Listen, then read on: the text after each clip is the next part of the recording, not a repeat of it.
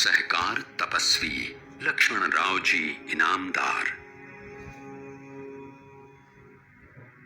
भारत, स्वर्णिम भारत, तपस्वियों और ऋषि मुनियों की पवित्र भूमि।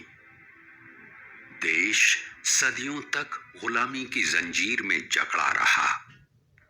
जब सत्ता के मद में विस्तारवादी राष्ट्रों की महत्वाकांक्षाओं ने विश्व में कोहराम मचा रखा था, तब गुलाम भारतवासी आजादी की जंग लड़ रहे थे। उसी समय भारत को सशक्त और चेतनाशील समाज बनाने के उद्देश्य से डॉक्टर हेडगेवार जी ने भारत की एकता, राष्ट्रवाद और संगठित समाज का विचार दिया। डॉक्टर हेडगेवार जी ने तपस्वियों की एक नई परंपरा शुरू की, जो भारत माता की सेवा के लिए आगे आए और भारत को वैभव के परम शिखर तक ले जाने के लिए कार्य करें। उन्हीं तपस्वियों में से एक नाम रहा श्री लक्ष्मणराव माधवराव इनामदार। आज से ठीक 100 साल पहले 21 सितंबर 1917 को महाराष्ट्र के सातारा जिले के खटाव गांव में लक्ष्मणराव ने जन्म लिया।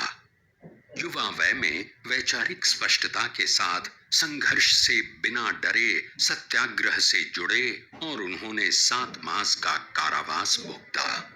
राष्ट्रीय स्वयंसेवक संघ की योजना अनुसार 1943 में लक्ष्मणराव जी गुजरात आए और संघ कार्य की शुरुआत की। गुजरात के कोने कोने में घूमकर संघ कार्य को गति प्रदान की। संघर्ष के दिनों में संघ कार्यकर्ताओं की कानूनी सहायता की। तब से वे वकील साहब के नाम से लोकप्रिय हुए। देश में गरीबों की हालत देखकर वकील साहब का मन द्रवित हो रहा था। एक ओर साम्यवाद और दूसरी ओर पूंजीवाद, इनके बीच भारतीय जीवन पद्धति में वकील साहब को उनका उत्तर मिला, और वो था सहकारिता। सहकारिता से आर्थिक दूरी के साथ मानवीय दूरी भी कम होगी। इसलिए आम आदमी के लिए सहकारिता का तत्व ज्ञान यथोचित रहेगा, ऐसा उनका निष्कर्ष रहा। वैसे भी सहकारिता राष्ट्र की संस्कृति और समृद्धि की सहभागी है। नीति नियमों के साथ समाज का आर्थिक विकास और सेवा का समन्वय है सहकारिता। वकील साहब ने भारत के गतिशील, चिरस्थायी और समान विकास के मूल्यों पर आधारित नीति युक्त सहकारिता आंदोलन की संकल्पना की। फलतः 1978 में सहकार भारती नामक सहकारिता आंदोलन की स्थापना के वे प्रमुख प्रेरणा स्रोत बने। उनका बोया हुआ बीज सहकार भारती आज वट वृक्ष बनकर भारत देश में कार्यरत है। गरीब और मध्यम वर्गीय लोगों की आर्थिक उन्नति और सहकारिता की सफलता के लिए उन्होंने एक लक्ष्मण रेखा आंकी और मंत्र दिया, बिना संस्कार नहीं सहकार। सहकारिता की जड़ें मजबूत हों, इसलिए उन्होंने 2 बातों पर अधिक जोर दिया: सभासदों को शिक्षा, मेंबर्स एजुकेशन, और समाज के लिए सहकारिता, कंसर्न फॉर द सोसाइटी।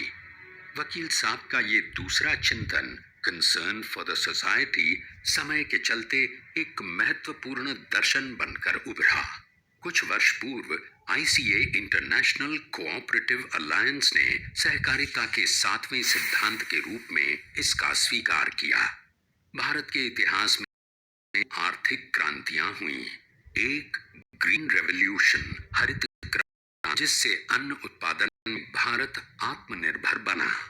दूसरी क्रांति व्हाइट रेवोल्यूशन, श्वेत क्रांति, जिसके फलस्वरूप देश में दूध का महासागर उमड़ा और भारत विश्व में अग्रणी दूध उत्पादक के रूप में सामने आया। ये दोनों क्रांतियां सहकारी क्षेत्र की बदौलत सफल हुईं। सहकारी क्षेत्र में काफी नए नए प्रयोग हुए, जिनमें से गुजरात में एक प्रयोग हुआ नॉलेज रेवोल्यूशन का। तो આપણે આઈટી નું ફ્લડ લાવવાનું છે ભાઈ, અને ફ્લડ લાવવો છે તો 100 દિવસમાં 1 લાખ फ्लड आईटी योजना के अंतर्गत गुजरात के केजी से पीजी तक के छात्रों को कंप्यूटर उपलब्ध करवाए गए। वकील साहब की कार्यकर्ता निर्माण की शैली अनन्य थी।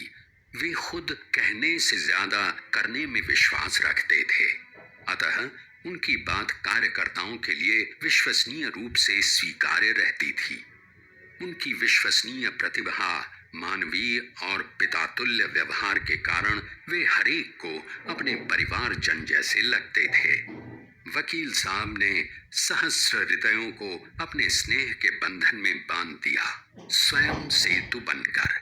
वकील साहब आज हमारे बीच नहीं हैं, लेकिन ज्योतिपुंज सरीखी उनकी चेतना पूरे राष्ट्र में उनके द्वारा निर्मित हजारों स्वयं सेवकों के कार्य के रूप में प्रज्वलित है। इन तपस्वी कार्यकर्ताओं की श्रेणी में एक उज्जवल नाम है, भारत के वर्तमान प्रधानमंत्री आदरणीय श्री नरेंद्र भाई मोदी। पुराणकालीन ऋषि मुनियों की परंपरा को पुनर्जीवित करने वाले वकील साहब का सहकारिता विषयक दर्शन आज भी प्रासंगिक व विद्यमान है। उनके निधन के 4 दशक के पश्चात भी अनेकों सहकारी कार्यकर्ताओं का वे मार्गदर्शन कर रहे हैं और सभी सन्निष्ठ कार्यकर्ता उनके सहकारी तत्व ज्ञान में पूर्ण श्रद्धा रखते हुए अविरत रूप से उद्यमशील हैं। पूजनीय श्री वकील साहब की पुण्य स्मृति किसी अगरबत्ती की भांति आज भी समूचे सहकारिता विश्व को सुवासित कर रही है। उस पावन स्मृति को कोटि कोटि प्रणाम।